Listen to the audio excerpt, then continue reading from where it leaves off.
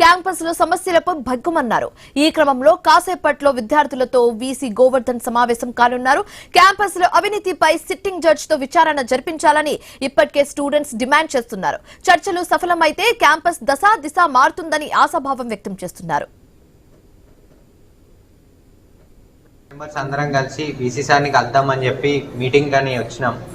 Around 50 members కలిసి వచ్చినాం. Almost 2 hours నుంచి వెయిట్ చేస్తున్నాం. అయినా వీసీ సార్ ఇంకా రావట్లేదు. మేము కలుద్దామన్నా మమ్మల్ని కలవనివ్వట్లేదు.